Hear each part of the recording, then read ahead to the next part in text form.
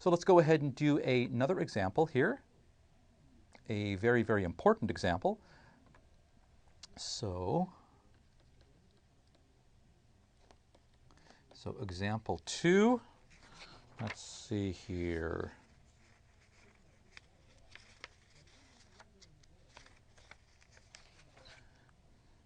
Find the integral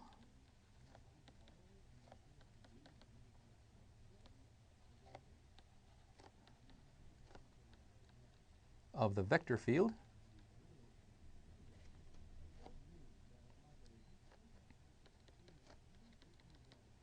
f of xy is equal to minus y over x squared plus y squared, x over x squared plus y squared, around the circle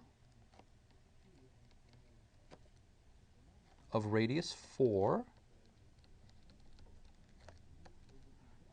from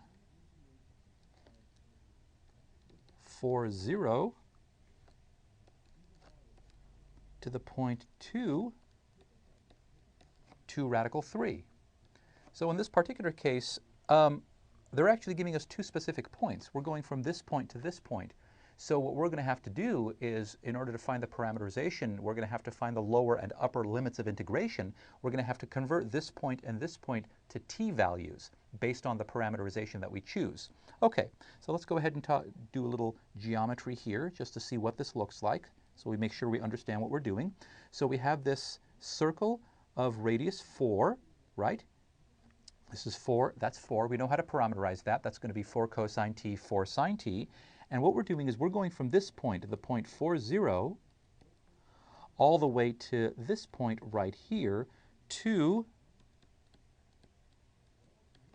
2 radical 3. And we're moving in this direction, that direction. That's the parameterization. So our c of t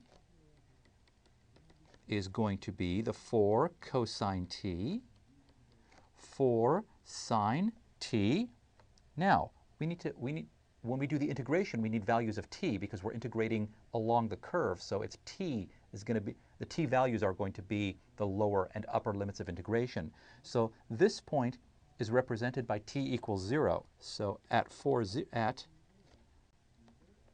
the point 4, 0, t equals 0. So that's our lower limit of integration. Well, how about here? What's t going to be when we get to here?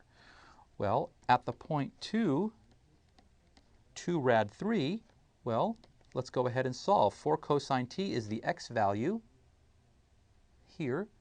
This is the y value. Let's just go ahead and solve for t. So 4 cosine of t is equal to 2. Cosine of t equals 2 over 4 equals 1/2. And since we're in the first quadrant, t is equal to pi over 3. So we're going to be integrating from 0 to pi over 3. That's our lower limit of integration. That's our upper limit of integration. So notice in this case they didn't give us the parameterization and the t values that we're going to traverse. They gave us 2 points and they gave us just the geometric on this unit circle. We came up with a parameterization. That shouldn't be a problem. We need to find out what the t value is, so we have to evaluate one of these to find the t values.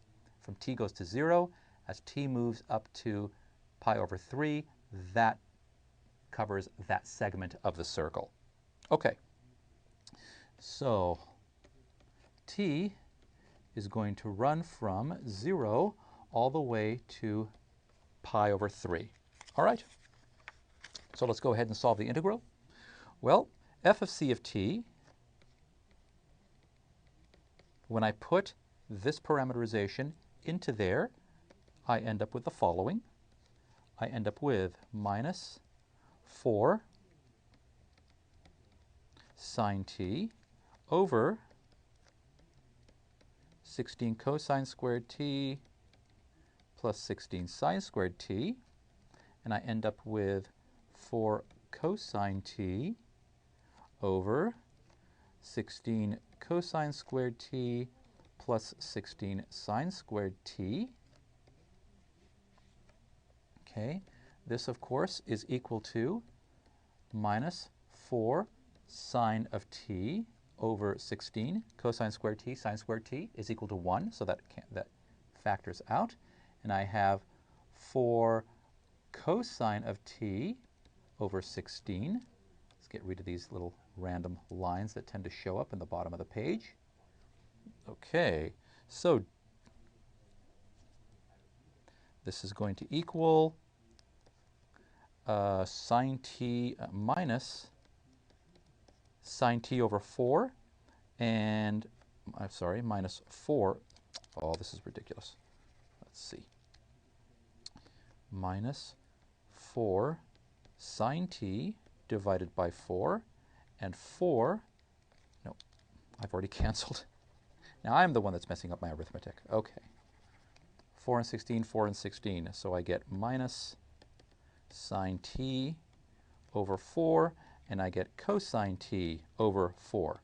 How's that? That's good. Okay. Now, excuse me, let's do dc dt. So dc dt, or c prime of t, that's going to equal minus 4 sine of t and 4 cosine of t. So f of c of t dot dc dt is going to equal, let me rewrite the f of c of t again. F of c of t is going to equal minus sine t over 4 and cosine t over 4. So it's the dot product of this thing and this thing. When I do that, I am going to get sine squared t plus cosine squared t, and that is going to equal 1. So our final integral, the integral of f over this particular curve, is going to be the integral from 0 to pi over 3 of just plain old dt, 1 dt. And of course, that equals pi over 3. Okay,